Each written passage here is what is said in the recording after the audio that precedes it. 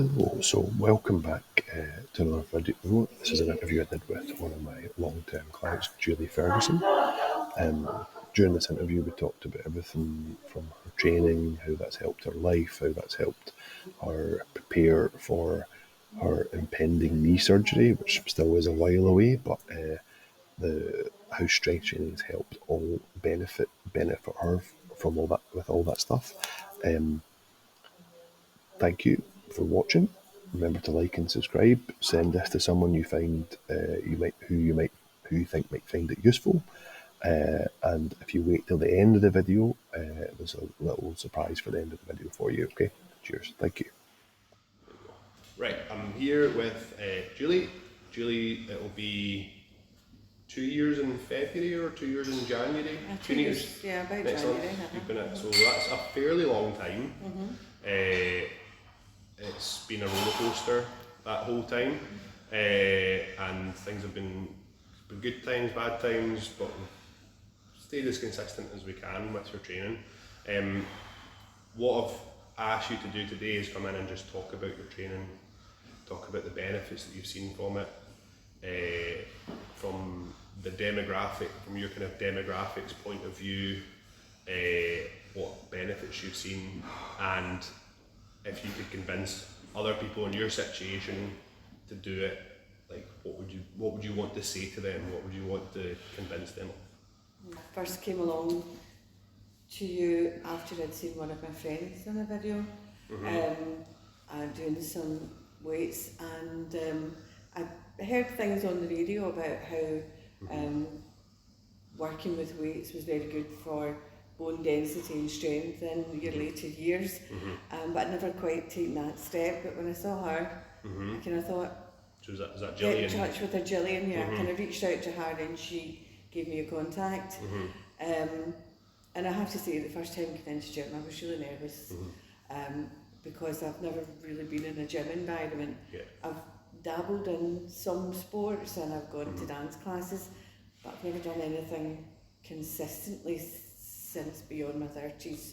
Yeah. So I had a relatively active career because I worked with young children. I was moving about a lot. But at the point when I came to you, I was having a lot of difficulty with my knee. I'd retired, I had a new grandchild, and I felt I was struggling just with basic things. You know, like carrying him to and from the car. He was still young, I had to be lifting him, and So maybe all the things that go with him. Yeah, so he's 2.5. He's 2.5 now, so he was just about 6 months, Yeah. 7 months when I came to you.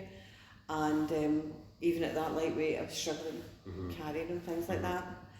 And I was finding it quite demoralising. Yeah. I would say that one of the things I think for my particular age group, and certainly amongst my own female friends, is that unless you've consistently been active in your kind of middle years, then we tend to be quite sedentary people. And most of my friends were quite horrified when I said that I was doing weights and still Yeah, we've talked about that before. still are shocked and say, oh, you should Yeah. be doing that.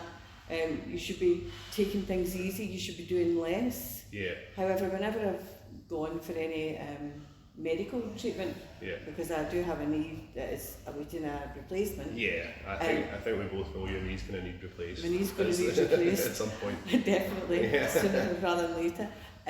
But the feedback I've got from all the medical profession has been really positive in terms of that I'm not just sitting down, that the more active you are, the better it is for you, and also that in terms of my post-operative recovery, that it's a really positive step.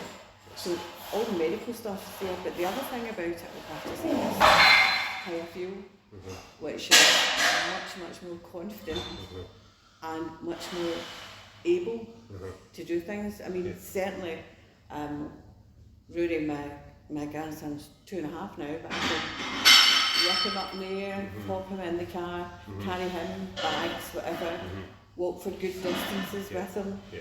I wouldn't say I can keep up with him. Yeah. I But, don't think many people no. can keep up with a 2.5-year-old. No. But certainly, you know, I can give him a run for his money. Yeah. And I think he sees me as an able person, which is what I wanted. I didn't want to be a really old grandparent Yeah. that wasn't doing anything Yeah. with him. I wanted to be someone that engaged with him and got outdoors and we did physical activities together, that kind of thing. So I feel I've achieved all of that. Stronger, fitter and more confident. Yeah. So what kind of things were you struggling with? Like you've talked about, you were struggling with Rory a bit. What kind of other things? I already know the answer to that question you told me, but I was struggling with my mobility. I was struggling with carrying things. It's really hard to look back and remember it, to be honest, because I feel that I'm quite an altered person. In terms of, I mean, maybe I'm not like, I mean, there's some young, very fit people at the gym, but in terms of my development, I feel I've made good progress, and I know it's went back and forward because my own health hasn't always been great, and also just everybody's personal circumstances go up and down. Yeah. But we've managed to navigate through that relatively successfully. I mean, you're still here. I think, to be honest, if I had started off going to the gym without a coach, I wouldn't be still going. Right. Yeah. I'm going because part of my motivation comes from your feedback and you encouraging me, and you, the days when I'm saying, I don't know if I'll make it, or I don't know if I'm up to it, saying, well, come in, we'll see what you can manage. And therefore my own expectations of myself have altered because of that. Yeah. So that makes a big difference. That's the biggest part of any of this is trying to get a modicum of consistency to have, because it doesn't matter what you do, if you don't do it consistently, it's not going to have any benefit for you. Once you can get that consistency piece, then actually trying to make things as get the most return on your investment, that's what we want. And doing things that are challenging and hard are the things that benefit you. Human beings we're not human beings unless we are doing something hard.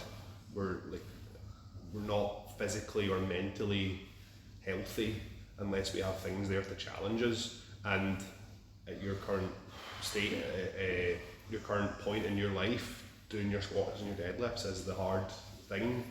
That's not that it's like providing you all that you need, but it's actually allowing the challenge from that actually allows the rest of your life to be a bit easier, maybe you would say. I think so, and also no matter the frame of mind you come into the gym, because sometimes I'll see my workout and go, oh my goodness, but then I never leave like that. I always leave feeling that I've achieved something and feeling mentally better as well as physically better. Yeah, you might not have done exactly what was on the workout, and that's been many times we've had to make, and that's really the benefit of having you be here with me here as well. The deficit you were in terms of your mobility and your strength I don't think we've quite got to the point where I'd be happy with you going and doing this all by yourself, in terms of either like remote coaching or like, but you do go to the gym by yourself. Yeah, I do, but I'm not a confident gym goer. Yeah. I feel very, very uncomfortable in that environment, although I don't in this gym. Because obviously you've got a rapport with the people that are here and all that kind of stuff. But although I do go to a gym myself, it's not the same, and I don't feel I achieve my best results when I go alone. Definitely don't. It's a weird thing how much where you actually are affects how you feel about the situation. Never really been a gym-based person. I've done some sports, but it's always been things that have been like, I did some judo, karate, those kind of things when I was younger. But I've never done things where you go into a gym and how far did you take the martial arts? Well, probably about with my judo. I don't know where that is. It's not like phenomenal, but it was good enough for me. I was quite pleased with that. The problem is I'm not a competitive person. Right. Okay. And I think you need to be competitive Right. for martial arts because, you know, at some point you have to actually fight someone. Yeah, exactly. Yeah. Whereas in here, the only person I really have to compete against is my previous self, if you know what I mean. Mm-hmm. So I find that quite good. Yeah. At first I felt quite intimidated because I see incredibly muscular people lifting really big weights, and I would think, oh, this is embarrassing, me getting in and doing my wee puree. And then I thought, well, not just that I thought, I realised because of all the feedback I got, not only from you but from the gym environment, that doing my personal best was all that was expected of me. I wasn't expected to do anyone else's personal best. I know though I sometimes joke about it, but you know, if it's down there and I manage to do it, I'm pretty pleased with myself. And I mean, I will joke about it. Because my son the other week said something about, you might need me to give you a hand with that. And I said, well, I lift whatever in the gym. I think I'll be able to do this, right? You know? And it's quite nice to have that kind of baseline of saying, well, if I can do that thing, I can do these other things as well. It's just the independence that comes from being able to use your body, and without really having to look at a task and go, am I going to be able to do that? Yeah, I think in it as well, there is a culture of that if something hurts, you should just stop. Yeah. And I don't really, it doesn't appeal to me at all. It really doesn't. And I think if you do that, you disable yourself, really. Yeah. You take away your own independence. Yeah, totally. You're waiting, and as much as that, you're waiting for someone else to come and solve the problem for you. And as much as here's me like trying to get people to help me help them solve their problems. I can't do the work. I can't do the work for them. They have to be willing to put themselves in a somewhat uncomfortable situation of this is something I haven't done before. I don't 100% know if I can do it or not, but let's give it a go. And everyone's there for your safety as much as they're there also to push you a little bit and say, that looked easy, put an hour, 2.5 kilos on, you know, something like that. It's quite interesting though, because see the videoing thing, I've been doing a lot of things on social media where people say you shouldn't video in the gym or you shouldn't do this, and it's quite interesting because I always find the videos useful because it surprises me when you say, it looked like that was quite easy for you. It always looks better than it feels. Do you know that way? And when I look at it, I'm like, okay, I actually did lift that up. Yeah, because like there's not glamorous, don't get me wrong. Yeah, there's been several times where I don't do this with every set of all my clients. Is I'll record you doing your squats or your box squats or your rack pulls or whatever, and I'll show you the video back after, and you go, well, that looked a lot easier than it felt. Definitely, like, and not that people shouldn't trust their own feelings, it's that people only trust their feelings. They only consider how they feel about it. They don't actually take into consideration the objective data that is, how did that look post-event, looking back at it on camera. It might have felt like it took 10 seconds to stand up from your squat, but it actually only took you two seconds. You know what I mean? Hello, I'd just like to take a minute out of the video to ask you to like and subscribe for YouTube, and thank you for watching so far. If you would like to know more about how I can help you become stronger and live a better life, then you can pop over to my website, which is coachjamescorbett.com. I'll put that down in the description, and from there you can find out more about my other clients, and then you can book a consultation to find out more about my coaching services. Again, thank you for watching, and let's get back to the interview. And even I do that. I go and it's not feeling great, but then I look at the video and I'm doing my squats and oh god, these are feeling heavy, and then I look back at the video and it's actually every rep looked exactly the same there. There was no change. I'm okay. I can go up 5 kilos from what I did last time. So having people rely solely on their feelings is what gets them in the situation where their independence gets taken away from them, their mobility starts to degrade, their muscular size and their bone density starts to go, because we as a species are designed to try and conserve energy, because in a relatively evolutionarily in a relatively short space of time, we went from being like foragers and hunters, where if we wanted to eat something we had to go out and get it, to this kind of environment we're in right now, where we've got freezers full of food, fridge full of food. If there's nothing in there, the supermarket's a 15-minute drive away, or a 5-minute walk away, or there's a corner, or you can hit 5 buttons on your phone, and then half an hour later a pizza turns up, and taking away people's agency, and not realising that that's all great. That's all great. I'm 100% not down for people starving needlessly, but also when people work hard for it anymore.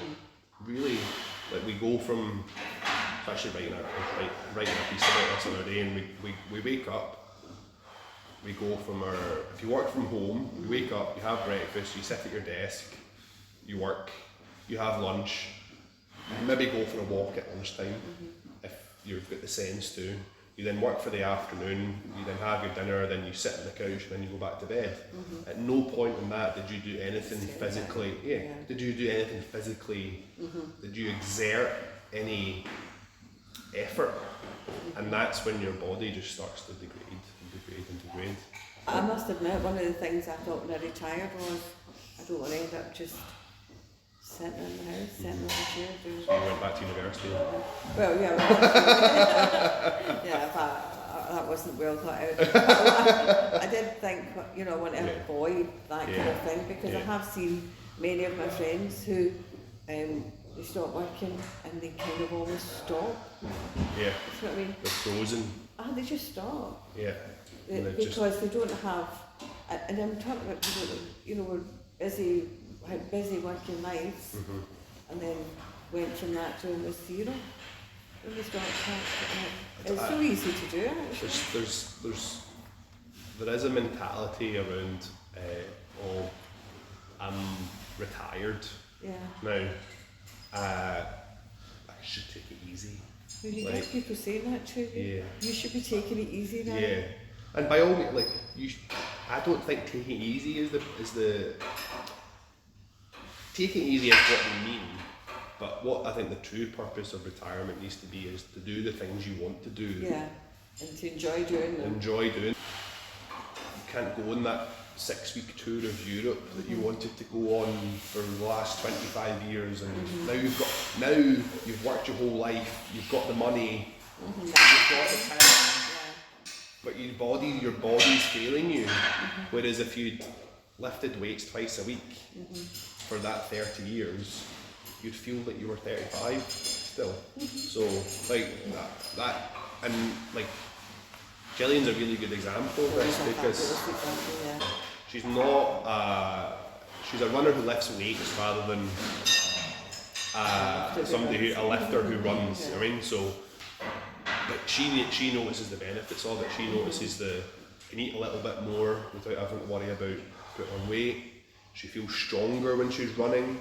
And a lot of her running is kind of in the hills and stuff, so that strength to get up a hill is where she really benefits from that. But she doesn't look like I hope you don't mind me saying this, Gillian, but she's 60, but she doesn't look she could be 45. Oh, easily, yeah. She could be 45. She's an amazing example of someone that's kept active the whole life. Yeah. She really is. And even the fact that she came to lifting weights relatively late, because she was active and because she was there. I mean, she's 60 now. She just hit an all-time PR on her squat on the other night. She did 3 sets of 5 at 62 kilos. Wow. It's the most she's ever done. But I mean, have you noticed a change in your shape? I've definitely noticed a change in my shape. Yeah. My upper body, in particular, I've noticed I changed my shape across my shoulders and my arms. But I'm not slim, I know how to slim, but I've also noticed that I have, for me, a better waist and bottom shape. I noticed that. And I noticed it in clothes, if I've not worn clothes for a couple of years now, I've got a wardrobe that goes back to years kind of thing, so I can bring things out. And I notice now that they're larger in the waist. Things like that. So definitely there's an alteration in my shape. That's a tip to most people, is what they'll try and do is they'll try and go from like not being able to swim and thinking they're going to be an Olympic level 100-meter butterfly sprinter, and just by snapping their fingers, and that doesn't ever, like the 15 years that a person trains for to make that happen, people expect to do that with like their diet, their sleep, their their lifting as well. They don't realise if they just lift once a week to begin with, eat a little bit more protein, try and get to bed a bit 15-20 minutes earlier, and then get those changes cemented in. I've managed to change just through advice, like my sleep is much improved. My caffeine intake I've really reduced. I'm aware of how much protein I eat now. So when I'm planning my meals, I don't have like a menu, but I think, I've had that for breakfast, and I think, right, so I'll need to have so much protein at lunchtime. So I'm conscious of thinking about that, but I wouldn't have before. I'd have just thought, what I felt like. So I'll pick them up, I see protein bar, and I'll pick it up. And I've thought, protein bar, I'll buy that now. I pick it up and I'll read it, see how much protein's actually in it, and if that's going to be benefit to my diet or not, and it isn't all. That's a good thing, is actually reading the label. So I do that more, and I read for most of the meals I'm having. I'll look and see how much protein is in the first, and you can't change what you don't measure. I mean, so like it's if you have no awareness of what the situation is, you can't change the situation, and that's unfortunately the hurdle that most people don't ever get over. They don't admit to themselves as a problem in the first place. They just they know it's like a shadow standing behind them, like a shadow standing behind them. That's the problem, but they just don't look at it, and they don't acknowledge. And then the best thing to do is look at the problem, and it will diminish. If you start to actually take issues seriously, take those issues seriously and start to address the problems, that's when things will get better. And I think maybe sometimes people think that they could put all that effort in and then see no positive result out of it, which is one of the things that lifting weights it's a very equitable venture. If you get things, if you get yourself right, if you get yourself in order, you get your diet and you get your sleep and you put in the effort, you will get the results out of it. Now you might need to tweak things as you go, and that's where the experience of someone like you helps you, because it's also got a healthier attitude. I would have said that in the past when somebody spoke to me about diet, I would have thought they meant thin. And I think that body image within this kind of fitness sector is not about being thin, it's about being physically well. And so, you're good at your lifting, your mobility, you're dealing with all that, but you're not looking at being a hoover thin person, you're looking at being someone who's of a healthy weight to maintain everything else that's going on. So it's got a different, it places a different value on diet than... Probably guarantee that you know one of your friends or maybe an acquaintance that's been on a diet for the last 20 years. Whole lives. Their whole lives. Just spend their life going from one diet to another. And yet have really not changed at all, really. Or yo-yo. Or always end up back where they started. And I've had clients like that in the past, and protective and beneficial effects of actually adding muscle in terms of, like, you can have that little bit, you can have that piece of cake, you can have that glass of wine on the weekend without, because you're building your body up, and it is costing more calories. It's costing you more just to survive, just to exist. That extra piece of cake or that whatever it is, you're not having to restrict yourself. Now, I'm not saying you eat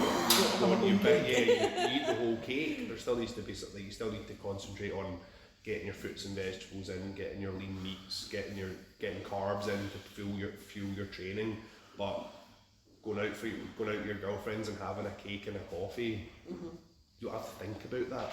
It's an ability to actually go out and enjoy yourself and have a completely different mindset about what you're putting in your body. But so what do you think? Here's an opportunity for you, because I know we've talked about in the past. Like, I've asked you, like, if you've got anyone who you think might be interested in coming to train with me. If you could try and convince someone to come and start getting, like, not even getting in touch with me, just to maybe go and Google where's the nearest, like, personal trainer. That the reason I'm hesitant to say that is because I know the level of quality of personal training that goes about in Glasgow, and I know that they will have experienced that as well. That someone will say they're a personal trainer, and then because I've been coming to you, they'll give me a bit of advice that I think that is so different to the kind of advice I get from James, and that I'm wary about it, and then I'll maybe come back and say, I was in the gym and this chap said this to me, and I thought that didn't seem right, kind of thing. So you do get better informed. I mean, you know what you're talking about. I still obviously walk around the gym looking terrified, and people feel, oh, right, she's needing to help, and they give me advice, and I think, I know that is wrong, and I'm not doing it. But I think the worst thing you can do for yourself is to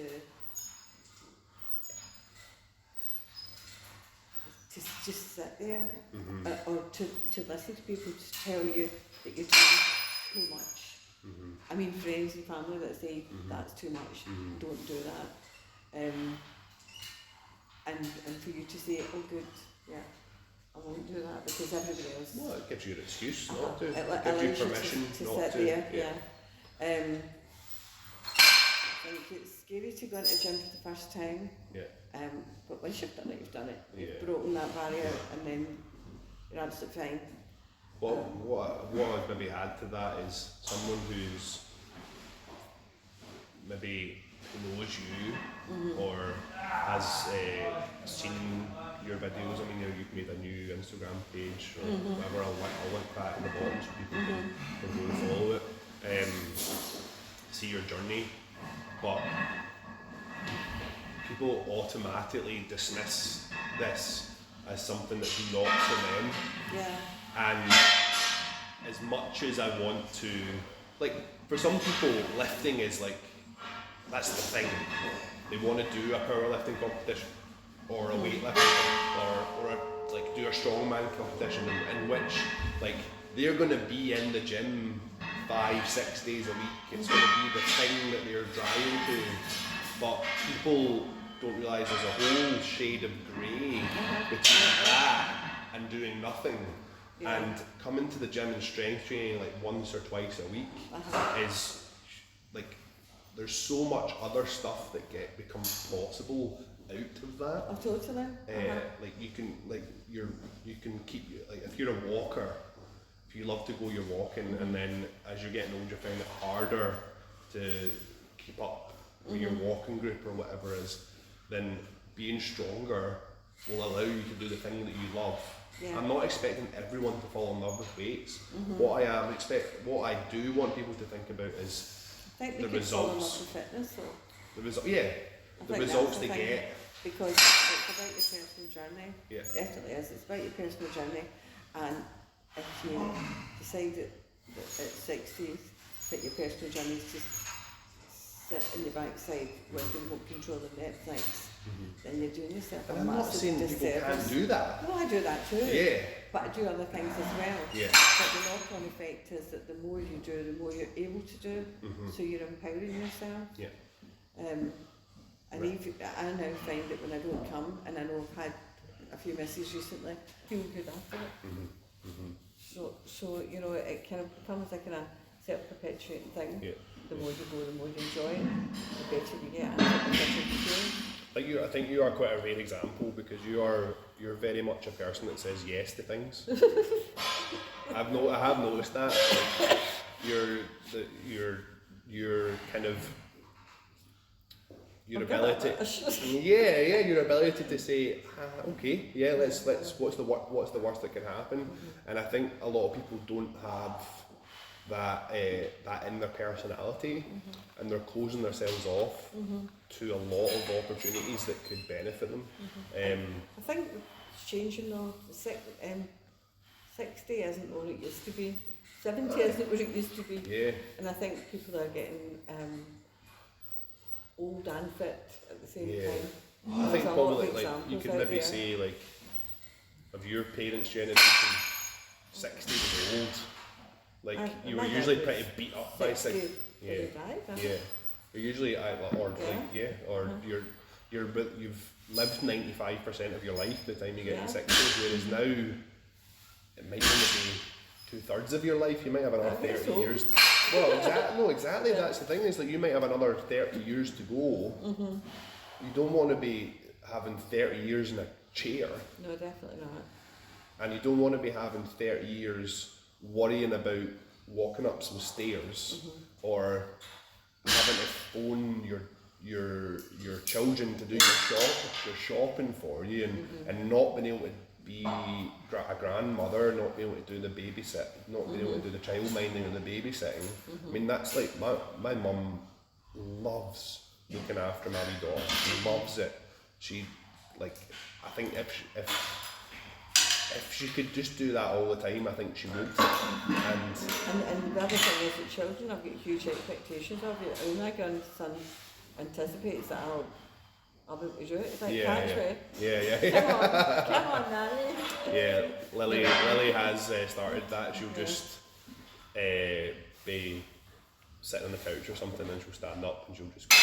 You're not even in the right body shape to try and catch. It's not like you're saying, she'll just be like, I'm going, and then she'll just launch herself and you've got to catch That's her. it. And she does that with my mum all the time. So having this little like 18 kilo like rocket just launch Yeah, I it was doing straight that the away. other day. I had Julie like Yeah. over my shoulders, and swinging him round and stuff like that. Which, when he was little, well, I wouldn't have because he was little for the start, but I didn't think Boys like projecting that. that I would be able to do it. Boys like that rough and tumble play. They love it. They, It's right into yeah. throw him out the trunk. Right. I think that'll do us. You just chop it all up and make it look. Well, we can do a wee apparently my battery running low on my laptop. Yeah, but that was good. I think that was really useful. Thank you for talking to me. It'll be 2 years in January you've been training with me, and there's another many years after that. And I'll put the link for your Instagram page down below, and your photography page maybe as well. I don't know if you want to. Like, have you got an Instagram? Or is that just your personal one? I've got my photography page and I haven't really talked about that, but no, it's okay. Yeah. And my weightlifting get you one. loads of business through my 12 subscribers on YouTube. Yeah. Okay. Thank you very much. Thank you. You're welcome. Right, so that was my interview with Julie. Thank you for watching. Thank you for getting to this point. As a thank you, if you're getting to this point in the video, head over to Instagram, send me a message on Instagram with just the word podcast. I will reply with you and I'll book a free consultation with you. We'll go over everything. We'll see what you're doing right. We'll see what you're doing wrong. And we'll have a chat through everything. This is completely free. It's not a sales call. It's not something I do for everyone. You can't book this online anywhere. It's just for you guys for watching the podcast. During that conversation, we'll do what I call a a health and fitness audit or MOT. We'll go through everything that you are doing well, everything you're not doing so well. You'll get some good information out of it, and we'll have a chat for maybe 30-40 minutes and go through everything. So all you got to do is head over to Instagram, send me a message with the name podcast on it, and I will get back in touch and we'll book you in for a call. Okay? Cheers. Thank you very much for watching. Remember to like and subscribe, and I'll see you later.